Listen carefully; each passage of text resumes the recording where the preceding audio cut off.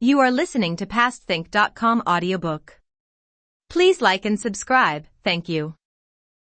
Chapter 40. Song Jiang attacks Wuijun, Zhang Shun arrests Huang Wenbing. In the Bailong Temple there were 17 leaders including Chao Gai, and 90 brigands. To these were added 9 leaders under Zhang Shun, and their 40 followers.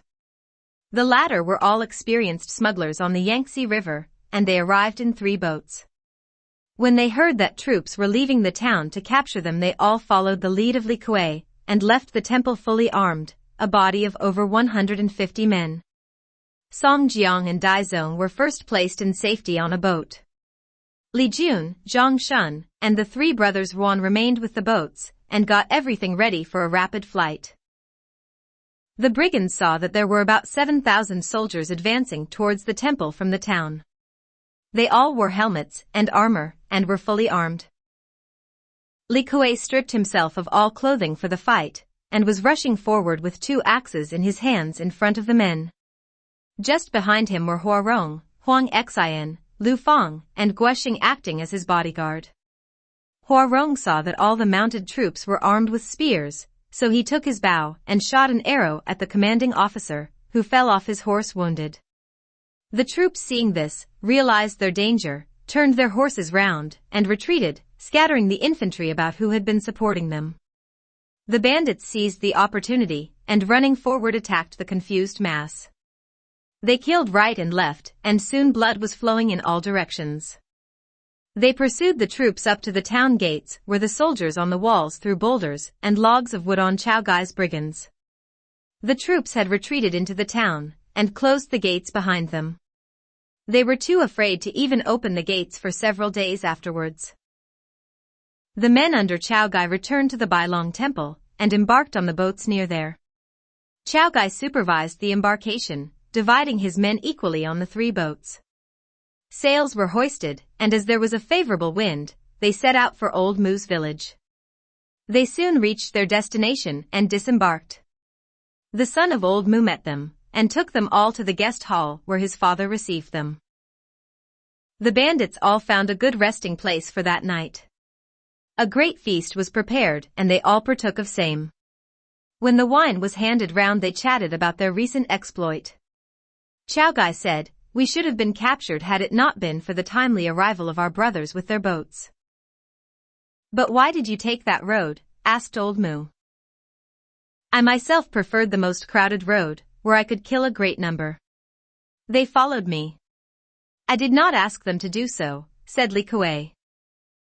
The whole party laughed, and thereupon Song Jiang arose, and addressed them, "If you gentlemen had not arrived, both Dai Zong and myself would have been executed. Today your favors are as deep as the sea, so that I can never recompense you.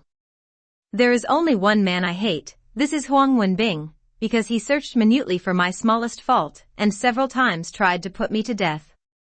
I must be revenged. May I request you, gentlemen, to do one more act of great kindness, and accompany me to Wuijun to kill Huang Wenbing, and so appease my enmity?"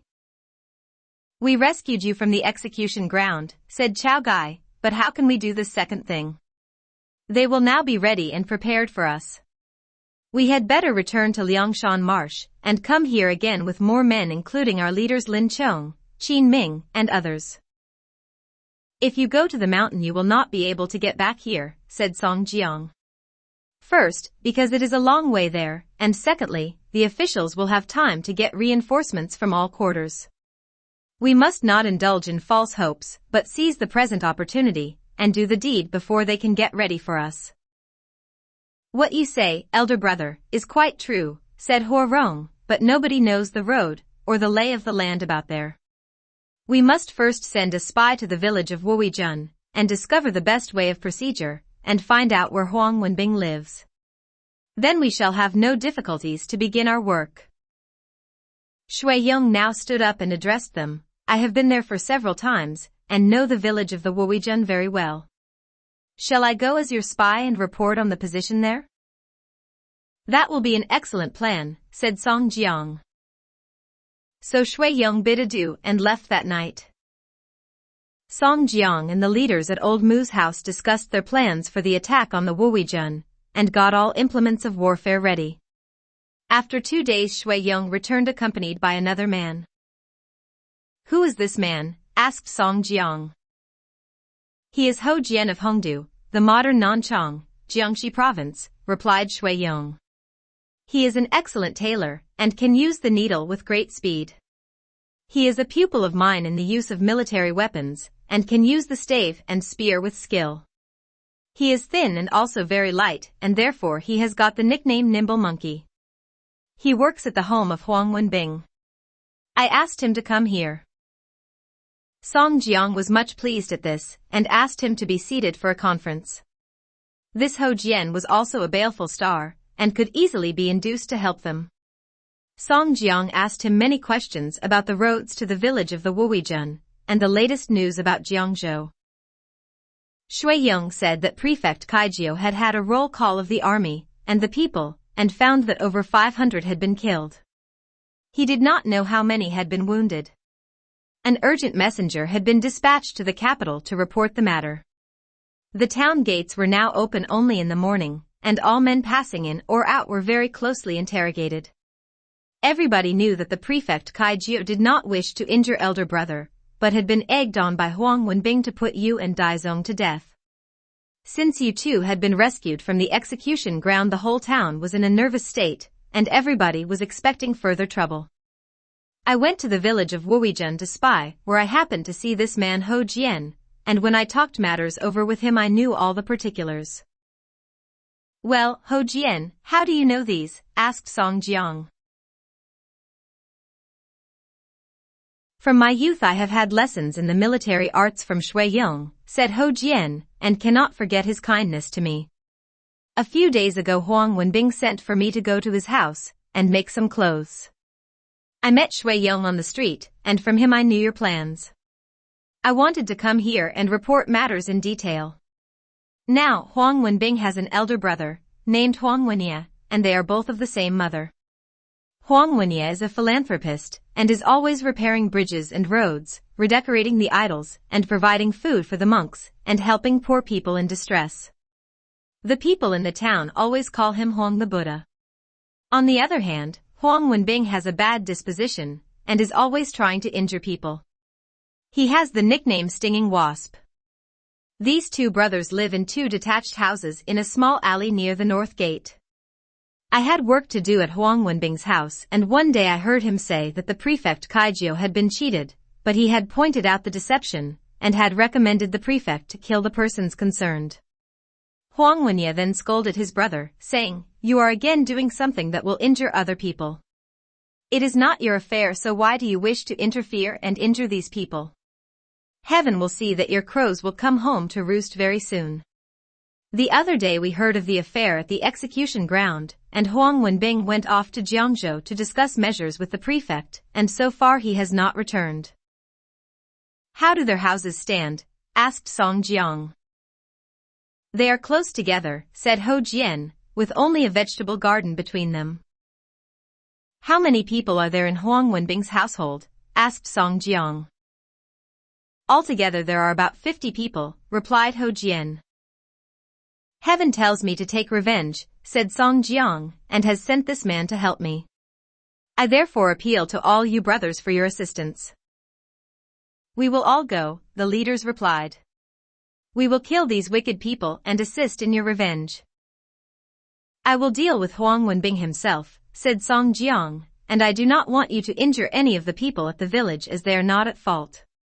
His brother Huang Wenye is benevolent, so under no circumstances must he be injured, for otherwise people would rightly abuse me.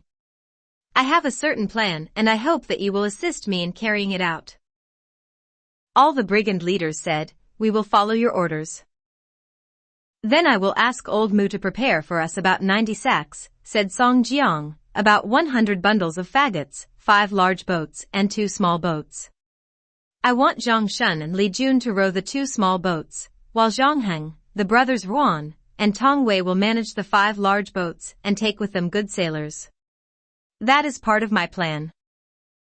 "All the things you require are ready now," said Mu Hong, "and the people of this village are all good sailors. May I ask for further details of the plan?" Well, I want Hou Jian, Shui Yong and Bai Xing to go to the Wuweijun village and hide there secretly. About 2 a.m. tomorrow we will all reach the village, and then release a pigeon with a whistle on its tail. When Bai Xing hears that whistle he must ascend the wall, and display a piece of white silk to indicate the position of Huang Wenbing's house. Shi Yong and Du Qian will disguise themselves in the village as beggars, and when they hear the signal they must set fire to some house, and then run to the village gate and kill the gatekeepers. Li Jun and Zhang Shun must cruise about on the river in their boats, and wait there for further developments. When Song Jiang had explained his plans, all the men concerned left at once to carry out their various duties. The cloth sacks were filled with sand, bundles of reeds and oil were got ready and placed on the boats. The brigands then armed themselves, and took their positions in the bottoms of the boats. The leaders were then divided up, and allocated to their 7 boats. Zhu Gui and Song Wan were to stay behind, and got information as to anything that might occur in Jiangzhou. Tong Meng went in advance in a quick boat as a scout. That night all the boats reached the village without any difficulty.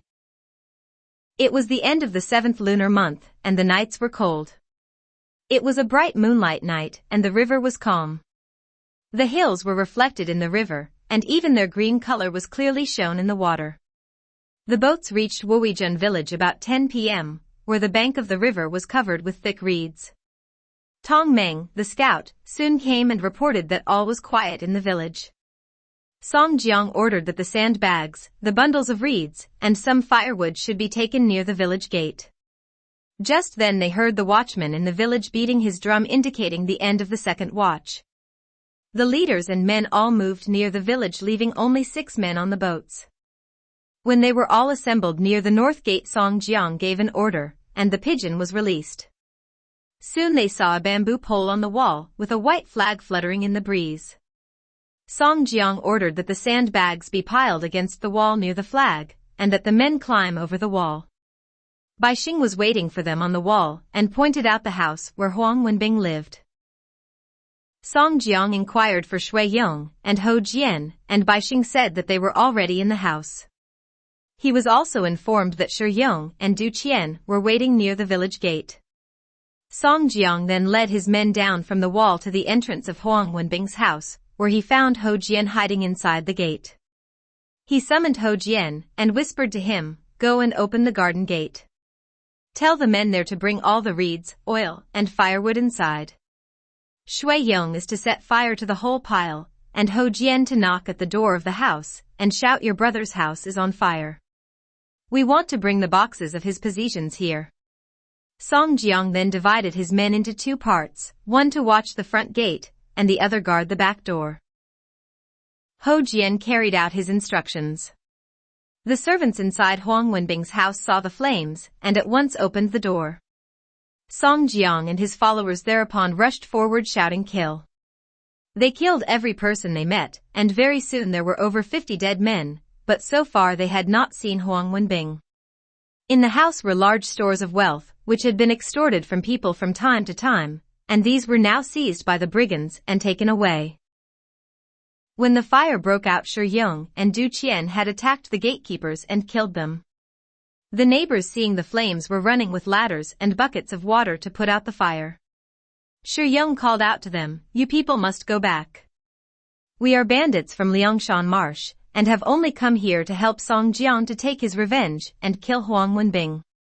This does not concern you, and you must not interfere. All go back home." Many people did not believe this, and stopped to look on. But when they saw Li Kuei, the black whirlwind, approaching with an axe in each hand, they quickly retreated with their buckets of water and ladders with a shrill outcry. In a street at the back were some soldiers who now came to help to put out the fire. Hua Rong shot an arrow at them, and Li Kuei shouted, "Let those who want to die come forward." But without any hesitation the soldiers retreated. Shui Yong was now inside the house, setting fire to all the rooms. Li Kuei returned to the village gates, and hacked them with his axes. The brigands all made their escape, and carried all the loot to the boats. The people in the village had heard of the fight at Jiangzhou, and dared not pursue the bandits. Song Jiang followed his men to the boats, and was disappointed that he had not met Huang Wenbing. The fire at the Wuijun village illuminated the sky all red, and this could be seen in Jiangzhou, where the prefectural yamen was soon informed of the incident. Huang Wenbing was staying in the yamen, and when he heard the report he hurried to see the prefect. "My village is in flames. I will go there and see the remains."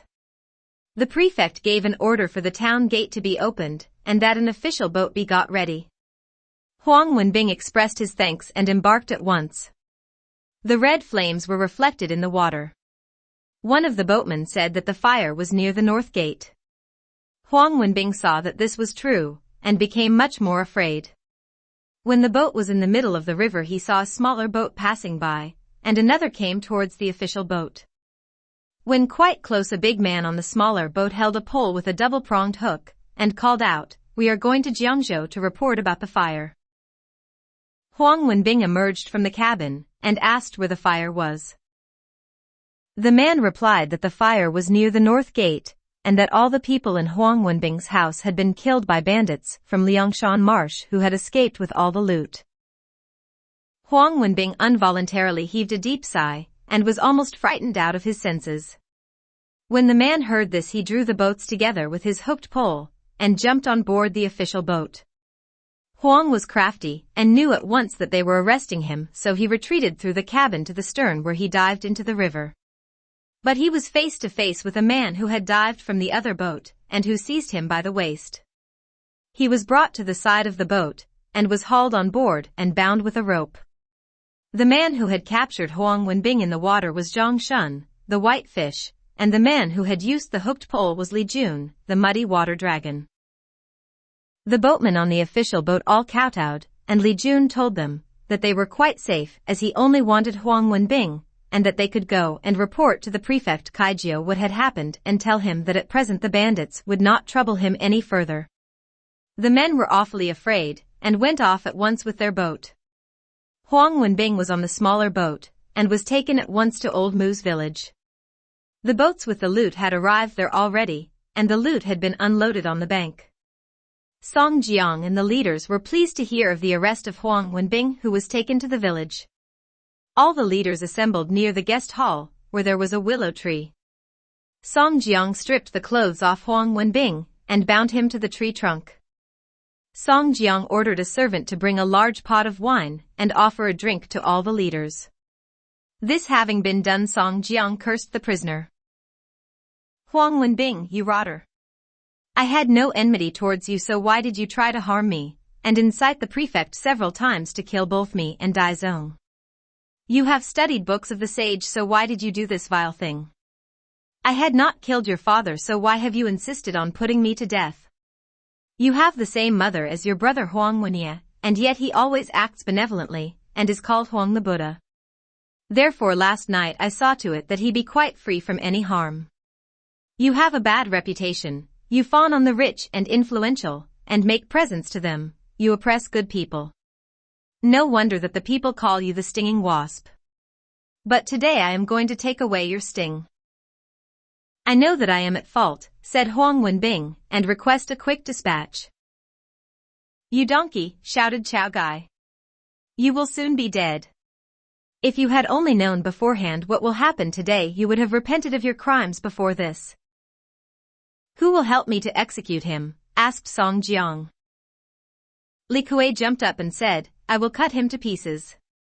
He is very fat, and I think it is better to roast his flesh over the fire." "Splendid," said Chao Gai. "Bring a sword and cut him up into small pieces.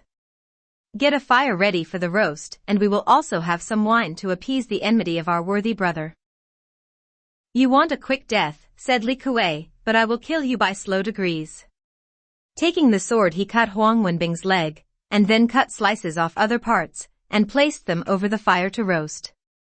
At last he cut open the breast and taking out the heart placed it in boiling water to provide a restorative for drunkenness. When the leaders and brigands saw this they all saluted Song Jiang, who knelt down to them, and then they all did likewise. They then asked whether he had anything to say.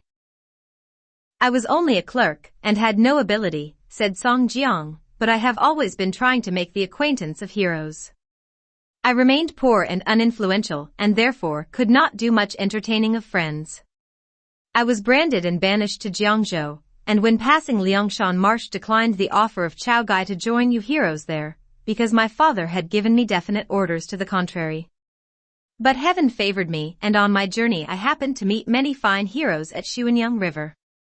While drunk I wrote some extravagant poetry, which endangered the life of Dai Zong. You gentlemen were not afraid of entering the tiger's den, and the dragon's pool in order to save our lives. You all united to help me to get revenge. But we have now committed a great crime, and made rows in 2 cities, and it will certainly be reported to the emperor. I cannot help, therefore, but seek refuge with you at Liangshan Marsh, but I do not know whether you would now allow me to do so. If you are willing we will depart today, but if anyone is unwilling let him follow his own desires. If you are afraid of the consequences of what we have done then any delay will only make matters worse. Interrupting him, Li Kuei jumped up and shouted, "We must all go. If there is anyone who will not go I will chop him in 2 with my axe." "You talk wildly," said Song Jiang, "our brothers here must go willingly or not at all." Many of the leaders said, "We have killed many soldiers, and have upset the whole district so that it will undoubtedly be reported to the capital. Troops will be dispatched immediately to attack us. If we do not go with you to Liangshan Marsh, where else can we go for safety?" Song Jiang was much pleased and thanked them all for their decision. That day Zhu Gui and Song Wan were dispatched to Liangshan Marsh to report their plans. All the rest of the bandits were divided into 5 companies for the march, and the loot was distributed equally for each company. Old Mu and all his family and servants loaded up their things to go with the brigands, and then set fire to all the buildings. We need not follow all the 5 bands of brigands, but the leading band under Chao Gai had traveled about 7 li on the 3rd day, when they came to the Huangmen mountain. While riding on horseback Song Jiang remarked to Chao Gai, "This mountain looks queer and hideous, and I think there are large bands of highwaymen among it. We had better halt a little, and allow those behind us to catch up to us." Before Chao Gai could reply to this they heard the noise of gongs and drums being beaten at the foot of the mountain where the road passed. "What do you think of that?" asked Song Jiang. "We must stop here and fight them when those behind arrive here." Hua Rong took his bow and fitted an arrow to it. Chao Gai and Dai Zong held their halberds, while Li Kuei got both his axes ready to protect Song Jiang. They all galloped in front of their men. About 500 brigands came into view with 4 leaders in front, one of whom shouted, "You made trouble at Jiangzhou, killed many soldiers there, looted Wuizhen village, and are now on your way to Liangshan Marsh. We have waited for you for a long time, and now if you will hand over Song Jiang to us we will leave you alone." Song Jiang upon hearing this rode forward, dismounted, knelt down, and said, "I was wronged, and had no means for redress. But heroes came from all parts to save my life. I am not aware how I have offended you 4 heroes, so I hope that you will forgive me." The 4 men immediately dismounted, threw aside their weapons, ran forward, and kneeling before Song Jiang said, "We have heard of the fame of Song Jiang, the welcome rain, of Shandong, and have long expected to meet him. We heard of your imprisonment at Jiangzhou, and after talking it over we decided to go there to rescue you from the prison. We first sent a spy to Jiangzhou, and he returned and reported that you had already been rescued by a number of bandits, who had taken you to Old Mu's home. Afterwards we heard that you had destroyed Huang Wenbing's house and looted all his things. We anticipated that you would pass this way, and have been waiting here for several days to meet you. We were afraid that our reports might not be reliable, so we decided to challenge your men so as to make sure of seeing you. We hope that you will overlook our rough manner. We have been lucky in meeting you today. We have prepared a feast for you in our stronghold, and invite you all to come and stay with us for a few days." Song Jiang was overjoyed and raised up the 4 men asking for their names in turn. The head man was O Peng, a Huangzhou man. Previously he had been a soldier, but finding his superior officer very unfair he had left, and become a brigand, and had gained the nickname of the Golden-Winged Hawk. The second was Jiang Jing of Tanzhou in Hunan.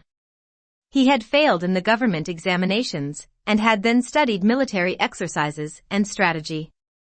He was also very good at calculations on the abacus, and with the most intricate calculation, he never made the slightest mistake. Because of this he was known as the marvelous mathematician. The third was Ma Lin, a Jinling man. He had been a man of leisure, and could play on 2 metal flutes at the same time. He was so swift with the sword that over 100 men could not get near him, and for this he had got the nickname Iron Flute Immortal. The fourth man was Tao Zhengwang, and he was a Guangzhou, Henan, man. He had been a farmer and defended himself quite well with a hoe. He had got the nickname of Nine-Tailed Tortoise. After the introductions, the brigand servants offered a big jug of wine and 2 plates of meat. This refreshment was also offered to the men, and it took nearly 2 hours before they had all partaken when the second detachment of men arrived. They also took the feast of welcome, and then they all proceeded up the mountain. Men were left behind to conduct the 3rd, 4th, and 5th detachments of Chao Gai's men to the stronghold, and it was about half-day before they all arrived. A great feast had been prepared for all the men, and during the feast Song Jiang spoke, "I am on my way to take refuge at Liangshan Marsh, where I shall throw in my lot with Chao Gai. I do not know whether you 4 heroes are quite satisfied with this place, or whether you would prefer to join our band at Liangshan Marsh. If you 2 gentlemen would accept our small services," said all the 4 leaders, "we should be delighted to join you." Chao Gai was much pleased at this, and said that they would be heartily welcomed. They stayed on the mountain for 1 day, and the new recruits got all their things in order. On the following day Song Jiang and Chao Gai started off in charge of the first detachment as before, and the whole columns covered a distance of about 7 li. The 4 new leaders formed the rear, and altogether they had about 500 men in their detachment. On the road Song Jiang spoke to Chao Gai, "I have in my life traveled far and wide, and met a great many dangers, but never have I been in the company of so many heroes. I now give up all my other thoughts and thinking, but will follow you until death does separate us." The band duly reached Liangshan Marsh. After several days of arranging matters, a general meeting was held, at which Chao Gai requested Song Jiang to accept the position of chief. "How can it be?" said Song Jiang. "You overlook that you have faced great risks in saving my life. Why should you ask me to take your position as chief? If you press me any further I should think of committing suicide." "Why talk like that?" said Chao Gai. "If, in the first place, had you not faced great risk of death in order to save the lives of us 7 men, we should all of us have been dead long ago. You are a great benefactor. Who could accept the position if you do not?" "My elder brother," said Song Jiang, "I should be ashamed to occupy the position, as you are 10 years my senior." He again and again urged Chao Gai to keep the leadership, and at last the latter took his seat with Song Jiang II, Wu Yong III, Gong Sunqing IV. Song Jiang now addressed the men, "We must not now make any distinction of meritorious service, so I will ask all the old leaders of Liangshan Marsh to take their seats on the left, and all the new leaders on the right. When future services are rendered, we will decide the position of each leader." They all agreed to this and took their seats accordingly. There were altogether 9 leaders on the right, and 27 on the left. During the feast Song Jiang explained in detail how the children's ballad at the eastern capital had been interpreted by Huang Wenbing so as to complicate Song Jiang himself. How the false letter conveyed by Dai Zong had been explained by Huang Wenbing, who had strongly urged the prefect to have both Song and Dai executed. "How could we escape death if you gentlemen did not rescue us?"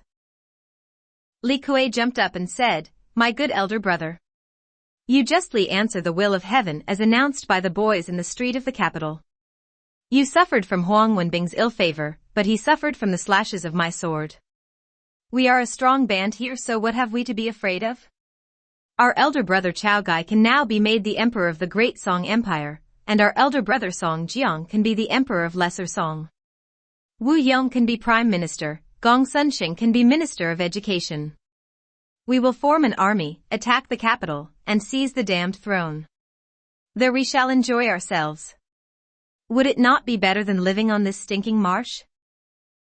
Iron Ox, replied Dai Zong, you are talking nonsense. You cannot talk wildly here as you used to do at Jiangzhou. Here you should listen to our leaders and await their orders. You are not allowed to talk nonsense and interfere with the affairs. If you are still meddlesome, your head will be cut off as an example to the rest of our band. Aiya, exclaimed Li Kuei, if you cut off my head, how long will it be before another head grows there?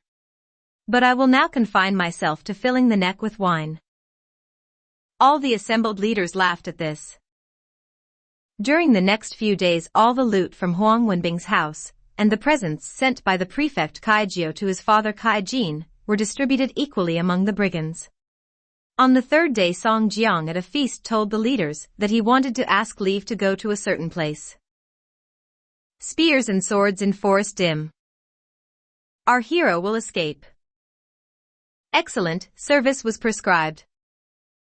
By the mountainside. We will now relate how Song Jiang went to a certain place.